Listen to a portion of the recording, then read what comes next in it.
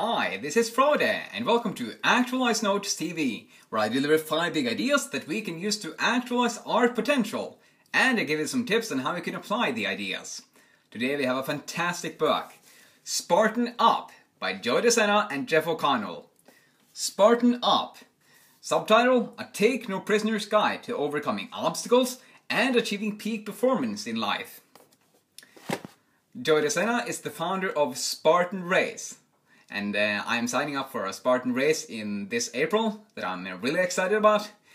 And Sena is also a legend in adventure racing circles.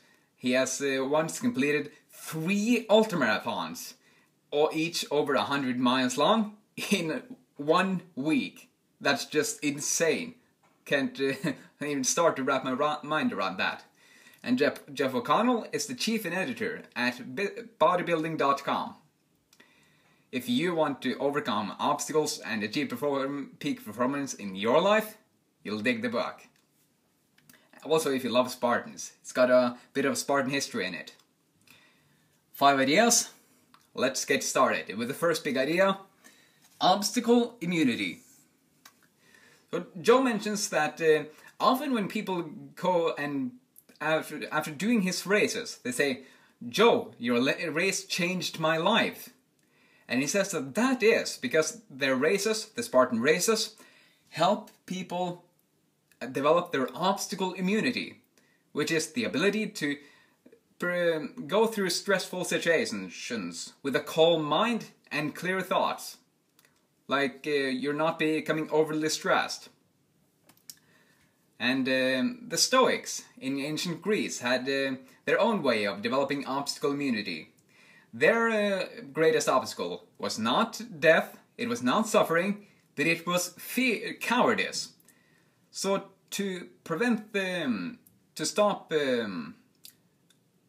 remove their fear of death, they would train themselves in accepting those things they could not change and act courageously in the face of any obstacle.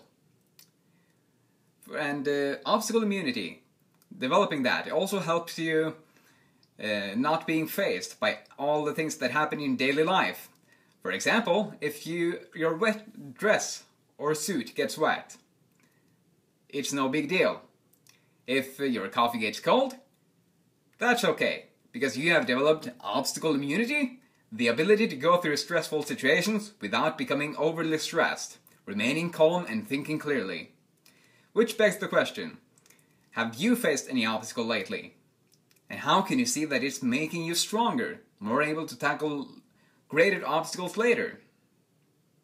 Think about that as we go into the second big idea, really hard. Okay, imagine this.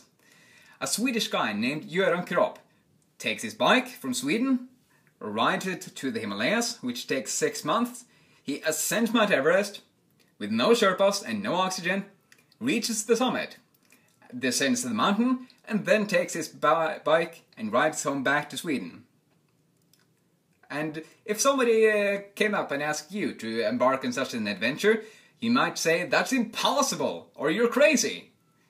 But really, it might be hard, really hard, but it's doable under the right circumstances. Which begs the question, what have you deemed as impossible in your life? Is it building a new business, starting a new relationship with someone, starting a family? Or is it studying on a university and getting a degree? What is that for you? And just remember, the Swede who took his bike, rode to Mount Everest, ascended, no oxygen, no Sherpas, descended and rode his bike back to Sweden. It is hard, really hard, but not impossible. Next big idea, obstacle equals opportunity. Joe presents a story I really love in the book, and it's from an unknown author. In ancient times, a king would place a huge boulder in the middle of a roadway. Then that king would hide himself to see if anyone would remove that boulder. He saw some of the richest merchants and courtiers in the kingdom walked straight around that rock, not touching it at all. He saw people loudly stop and blame.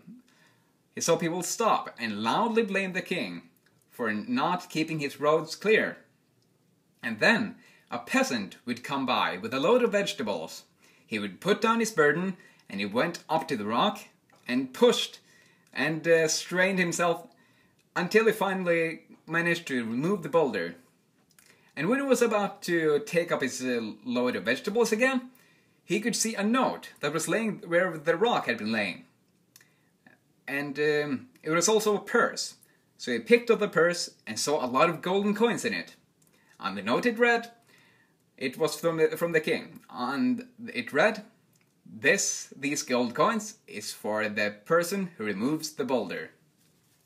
And that peasant understood something that very many of us don't ever understand.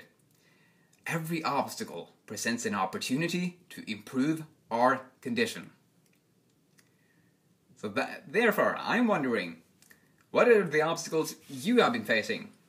For example, do you have any problems in your life that might not be a direct result of your actions? But how can you take the personal initiative to solve those problems anyway, just like the peasant did? And you might end up with the equivalent of a purse with golden coins, just like the peasant. Fourth big idea, Spartan Up. Joe says that Spartan Up, the title of the book, is something he barks at people in various situations throughout the day. And it's got a really simple meaning. It means stop complaining and get it done. And Spartan Up is a way of life, an X factor, and attitude that he sums up like this. And I quote him, "Challenges make me tougher. Failure makes me work harder. Knock me back and sure as shit, I'm getting right back up." I just love that phrase. Knock me down and sure as shit, I'm getting right back up. And it reminds me of something there. What's his name again? Yes, Grant Cardone mentions in Be Obsessed or Be Average. He talks about, you know that guy in the movies who keeps coming back and can't be killed? Nobody wants to face that guy, right? So let's be that guy. Let's Spartan up and be the guy in the movies who can't be killed. Knock me down and sure as shit, I'm getting right back up. Fifth big idea, upside, downside. Many people believe that Joe Sena is a guy who wakes up in the morning very excited with a huge smile. But it's not so. He often wakes up unmotivated. But he always wakes up and goes out of his bed. He never pushes the snooze button. And that's because he has a foolproof way to make sure he goes out and crushes his days. He uses upside down thinking. And the rule of upside downside goes like this. For every decision you make, before you make the decision, you weigh the positive and the negative sides of the decision. Then you weigh them and see what's the strongest. Does the positive outweigh the negative, or vice versa, before you make a decision and follow through on it. And you might think that this takes a lot of time to do for every single decision. But when you get used to it and implement it in your life, it will become a lot easier. It will go a lot faster. Joe uses it several dozen times a day for all his important decisions. So I have a few questions for you. What is the upside and what is the downside of you pressing the snooze button 3 times before you wake up every single morning? Aren't you really telling you that you don't want to wake up if you do that? Now, I'm not blaming you for anything, but just imagine the scenario. Also, what is the upside and downside of you going for an early workout versus not working out at all? And lastly, what is the upside downside of you doing everything that you possibly can every single day of your life? Well, that was upside downside thinking. Weigh the positive and the negative, then make a decision.